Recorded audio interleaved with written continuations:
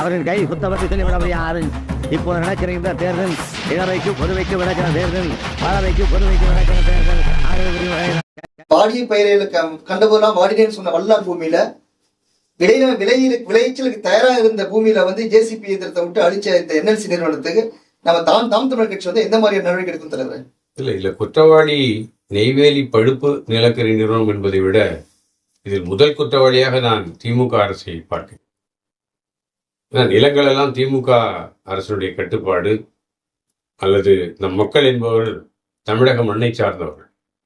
ஒரு நேரத்தில் கட்டாயப்படுத்தி வாங்கப்படுகிறது, விலை கொடுக்கறான், விலை குறைந்த விலையில மக்கள் அதை இழப்பீடு குறைவாக பெற்றுக்கொண்டு மக்கள் நெய்வேலி படுகொலை கொடுக்குறாங்க.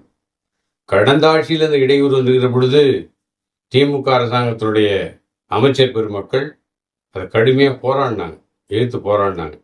இன்னைக்கு அதே நிலை மாறுகின்ற அதோட கடந்த ஆட்சியில் கூட அந்த பயிரை ஒன்றும் செய்யல.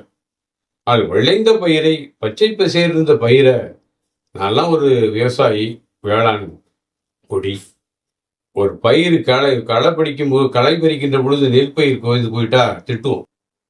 களை பிடுங்கின்ற பொழுது ஒரு நெற்பயிர் எப்படி தூக்கி போடுவார் அப்படின்னு சொல்லி திட்டுவோம். ஆனால் நூற்றுக்கணக்கான ஏக்கர் நிலங்களை எந்திரங்களை வைத்து நாசமாக்கியது திமுகவினுடைய முதல் வேலை.